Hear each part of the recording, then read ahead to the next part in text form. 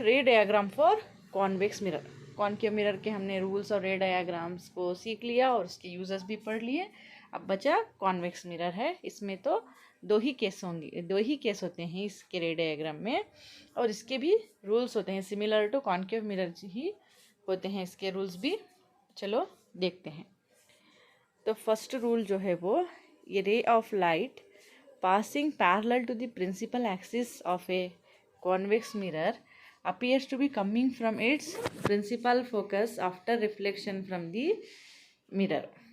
Next, note all rays behind the convex mirror shall be shown with the dotted lines. तो same वैसा ही, but यहाँ पे जो है वो ये रे, कोई भी रे अगर प्रिंसिपल एक्सिस से पैरेलल जाएगी तो वो रिफ्लेक्ट होने के बाद फोकस से आ रही होगी, ऐसा हमें लगेगा। ओके, रे light passing through parallel to the principal axis of convex mirror appears to be coming from its principal focus after reflection. Okay, ये हो गया हमारा first rule. Next second rule, a ray directed towards the principal focus of a convex mirror will emerge parallel to the principal axis after reflection.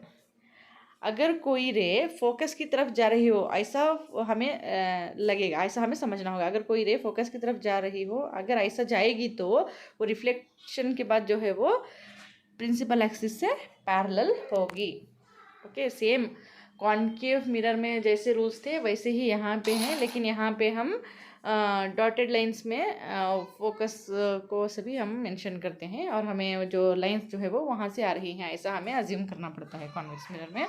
Next rule 3, a ray of light going towards the center of curvature is reflected back along the same path. Same concave mirror का rule था ना, वैसा ही अगर centre of curvature से कोई line जा रही है तो वो सेम पाथ से ही वापस आएगी। ओके,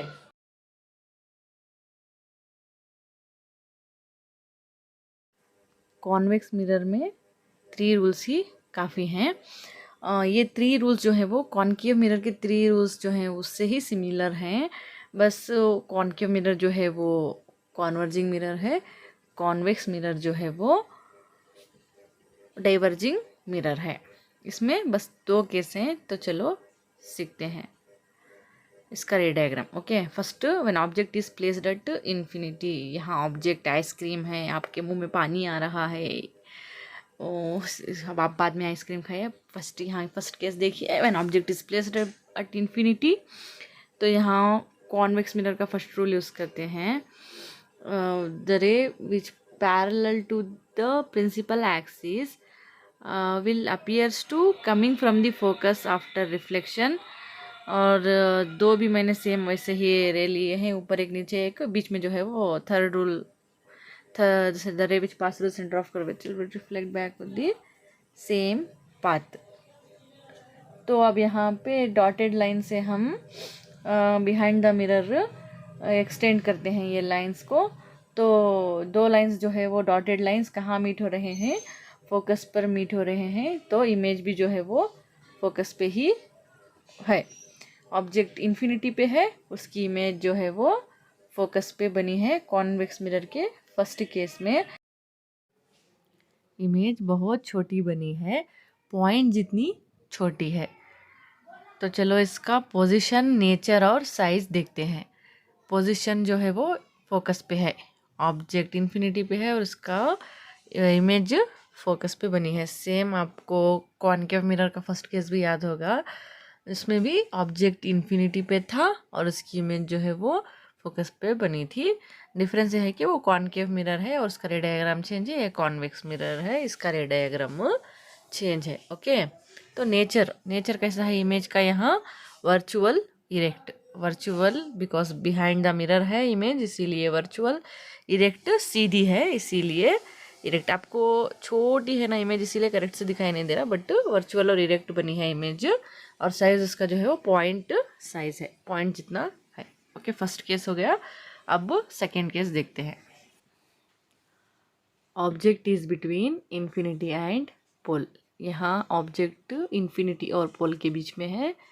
चलो फर्स्ट रूल यूज़ करते हैं, the ray which is parallel to principal axis appears to coming from the focus after reflection. Third rule, the ray which pass through the center of curvature will come back on the same path after reflection. अब यहाँ तो lines meet नहीं हुए तो हम behind the mirror lines को dotted lines की मदद से एक्सटेंड करते हैं। मैंने कलर दूसरे कलर से एक्सटेंड किया है, आप डॉटेड लाइंस में कीजिए। तो ये दो लाइंस जो है वो पी और एफ के बीच में मीट हुए हैं, तो इमेज भी पी और एफ के बीच में ही बनेगी। तो चलो इसका नेचर, पोजीशन, साइज़ देखते हैं। तो इमेज का पोजीशन जो है वो बिटवीन पी एंड एफ है। नेचर वर्चुअल है, इरेक्ट है। वर्चुअल बिकॉज ये बिहाइंड द मिरर है इसीलिए, इरेक्ट सीधी बनी है इसीलिए इरेक्ट। साइज जो है वो डिमिनिश्ड, ऑब्जेक्ट जो बड़ा है इसकी इमेज जो है वो छोटी है। चलो दो केसेस भी हो गए। अब next uses of convex mirror देखते हैं। तो first, convex mirrors are used as rear view mirrors in vehicles में जो साइड में मिरर्स लगे होते हैं वो कॉन्वेक्स मिरर होते हैं, क्योंकि उसमें हम जो है वो वाइड फील्ड, हमें वाइड व्यू मतलब ज़्यादा व्यू हम देख सकते हैं, इसीलिए व्हीकल्स में कॉन्वेक्स मिरर यूज़ करते हैं। Second, convex mirror are used at blind turns and on points of merging traffic to facilitate vision of both side traffic. अगर कोई टर्न्स जो होते हैं वो वहाँ पे एक्सीडेंट होने के चांसेस से रहते हैं ना, वैसी जगह पे सब जो है वो कॉन्वेक्स मिरर को लगाते हैं ताकि उधर से कौन सी व्हीकल आ रही है सब इसका इसे मालूम हो सके, इसीलिए कॉन्वेक्स मिरर को ब्लाइंड टर्न्स में यूज़ करते हैं। Third, used in shops as security mirror because single security personnel could see large portions of the store while monitoring from a single location. दुकान में शॉप्स में से भी हम कॉन्वेक्स मिरर को यूज़ कर सकते हैं बिकॉज इस एक अकेला पर्सन जो है वो एक सिंगल लोकेशन से जो है वो दूसरे बाहर का जो है वो व्यू को इजीली मॉनिटर कर सकते हैं कॉन्वेक्स मिरर की मदद से। Fourth, they are also used in ATMs as handy security feature that allows the user to see what is happening behind them. आपने ATMs में भी देखा होगा मिरर जो लगा होता है ना वो कॉन्वेक्स मिरर होता है, जिससे हमें पैसे विड्रॉ करने के टाइम में जिससे हमें पता लगे कि हमारे पीछे कौन है, इसको हम मालूम कर सकते हैं। इसीलिए सेफ्टी पर्पज़ से कॉन्वेक्स मिरर जो है वो ATM स्लॉट्स में भी लगाया जाता है। ओके, ये हो गया कॉन्वेक्स मिरर्स के यूजेस।